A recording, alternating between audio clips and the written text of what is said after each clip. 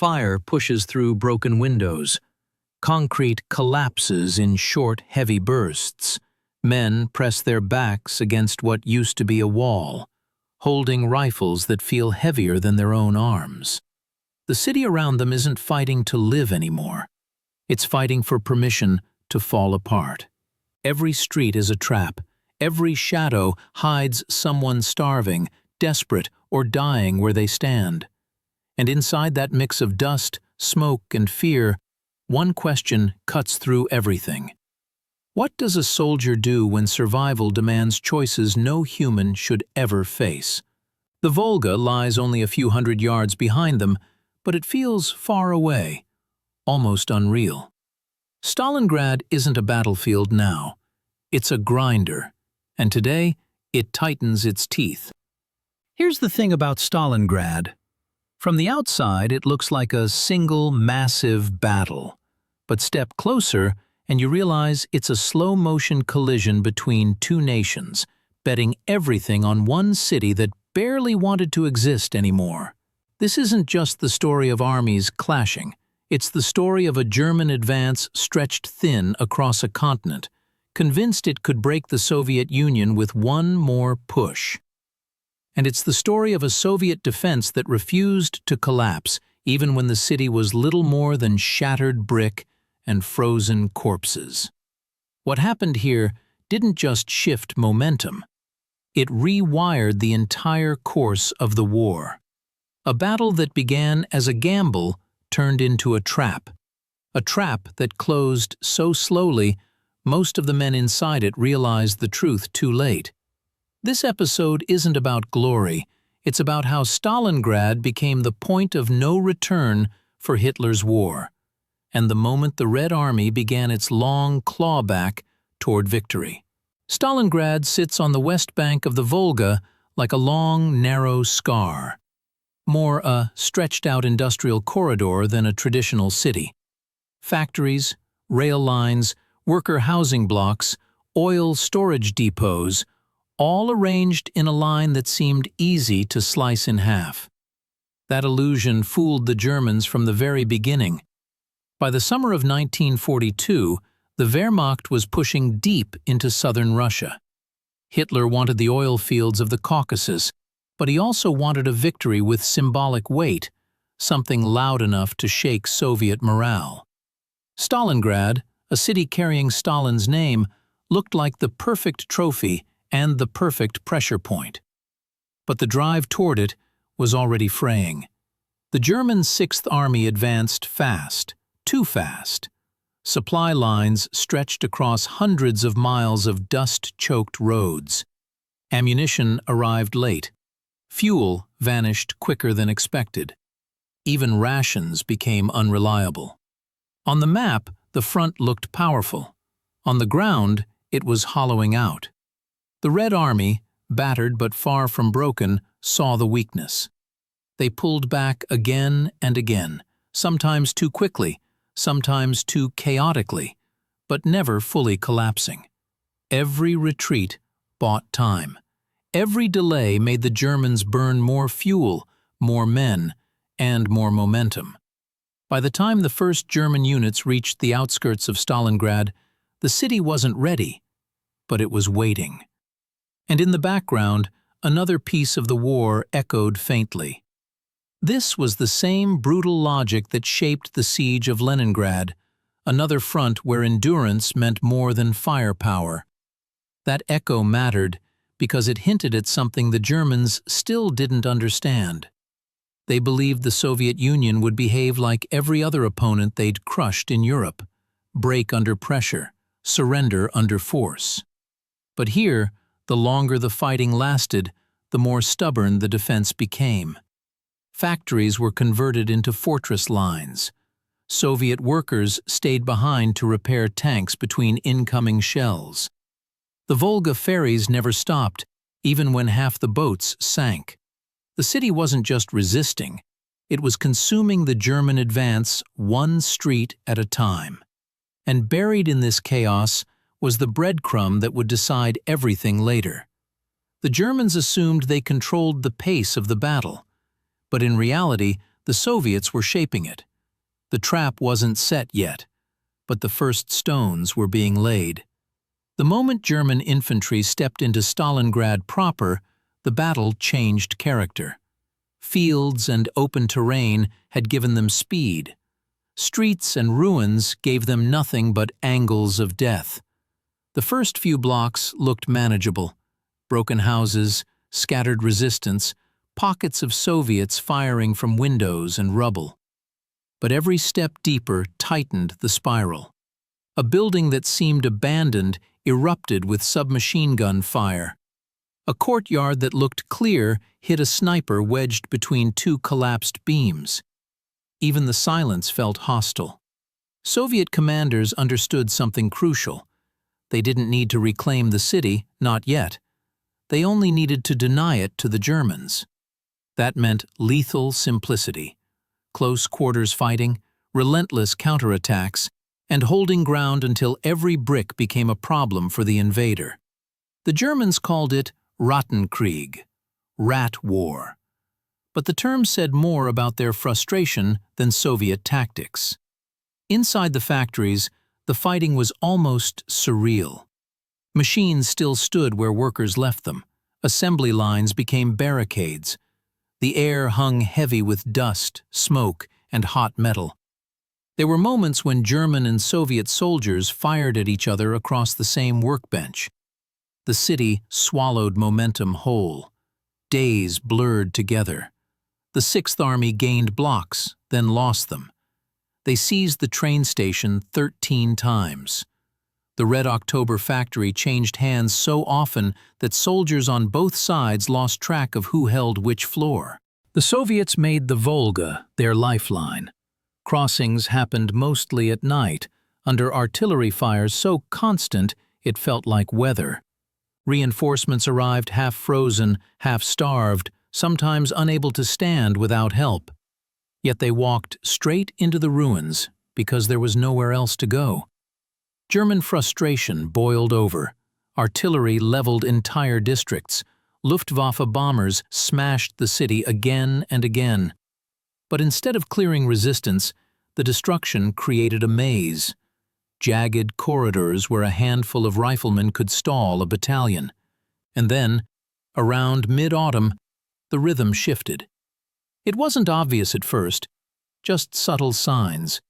German units asking for ammunition twice as often. Soviet scouts reporting lighter resistance. Platoons of the Sixth Army defending more than attacking. Behind the front, frost began crawling over the steppe.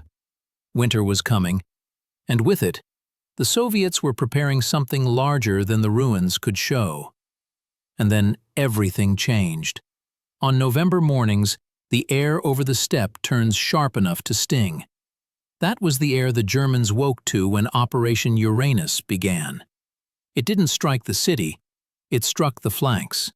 The Romanian and Hungarian units guarding the open plains north and south of Stalingrad. These troops were brave but under-equipped, holding lines stretched far too thin. The Soviets hit them with tanks, artillery, infantry. A coordinated assault built to break the hinges of the German position. Within hours, the front buckled. Within days, it folded entirely. German commanders inside Stalingrad felt the vice closing, but they didn't grasp how fast it was moving. Reports came in scrambled. Breaches, withdrawals, units dissolving under pressure. Meanwhile, Zhukov and Vasilevsky tightened the noose from both sides, locking the Sixth Army in a tightening ring of steel. By the time Hitler ordered Paulus to hold his ground, no breakout, no retreat, the trap was fully sealed. The Germans weren't fighting for a city anymore, they were fighting for a grave that surrounded them. And then everything changed again. Winter arrived. Temperatures dropped below freezing, fuel ran out, tanks became bunkers, horses were slaughtered to feed the men. Frostbite tore fingers and toes from soldiers who hadn't been issued proper winter gear. Soviet forces kept pressure on the pocket, grinding block by block, reducing strong points with sappers, mortars, and sheer persistence. But the real enemy for the Germans wasn't the Red Army. It was time. Food was rationed to starvation levels. Wounded soldiers froze to death before medics reached them. Stalingrad became a world without warmth, soundtracked by distant artillery and the rasp of men too exhausted to cry for help. Some German diaries read like fading signals from another universe. Lines became shorter. Words broke apart. Sentences ended mid-thought. Back across the Volga, Soviet casualties climbed into staggering numbers, but morale surged. The battle that once looked unwinnable now felt inevitable. For the first time in the war, the Red Army held the initiative. By late January, the Sixth Army was barely functioning. Units reported directly to the Soviets because their radios had fallen silent. Paulus, newly promoted to field marshal, commanded little more than clusters of starving survivors. When the final pockets surrendered, the ruins went quiet in a way that felt unnatural. Tens of thousands of frozen bodies lay scattered across a city no longer recognizable as a place for human life. But behind the devastation, something fundamental had shifted. Germany's aura of invincibility cracked. The Soviet Union wasn't just resisting anymore, it was advancing. Stalingrad wasn't the end of the war. It was the beginning of a reversal that would roll westward, slowly, relentlessly, all the way to Berlin. When the gunfire finally faded, Stalingrad looked less like a victory and more like the aftermath of a natural disaster. Except this one had been created deliberately, inch by inch, day by day. But inside that devastation, the meaning of the war shifted. For Germany, the psychological shock was immediate. The Wehrmacht had been pushed back before, but never like this. Never with an entire field army lost, never with the myth of unstoppable momentum ripped apart in the open. News of the defeat filtered into German homes slowly, then all at once. The impact was so deep that even loyal supporters felt the ground tilt beneath them. Hitler had gambled the Sixth Army to secure a symbolic victory. Instead, he handed the Allies the most powerful symbol of the war so far. Nazi Germany could be beaten, decisively, publicly, irreversibly. For the Soviets, the aftermath was a mixture of triumph and mourning. They had won, but the cost was almost unfathomable. Entire divisions ceased to exist. Neighborhoods that once held tens of thousands were reduced to ashes. The Volga ferries that brought reinforcements across under fire had turned red from blood more often than not. But despite the loss, the Red Army emerged transformed. It was now an offensive force, confident, experienced, hardened by the most brutal urban battle in modern history. Commanders who had survived Stalingrad understood the enemy better. They knew the weaknesses in German logistics, the limits of German morale, the cracks in decision-making within Hitler's inner circle. This knowledge would drive their campaigns for the rest of the war. The wider world saw something else. The battle proved that totalitarian certainty could crumble under pressure, and that industrial societies could weaponize endurance just as effectively as firepower. Stalingrad didn't end the war, but it made the end possible. If you love real World War II stories that sound unbelievable but actually happened, subscribe for more. The Germans didn't lose Stalingrad because they were outnumbered, outgunned, or outmaneuvered, at least not in the way textbooks make it sound. They lost because they misunderstood the nature of the fight itself. Hitler believed capturing Stalingrad would shatter Soviet morale. But Soviet morale wasn't tied to the city's name, it was tied to survival. To them, Stalingrad wasn't a symbol of Stalin. It was a line that could not be crossed, because behind it lay the Volga, and behind the Volga lay the rest of the country. The real irony is that the Germans never fully grasped that the Soviets wanted the fighting drawn into the ruins.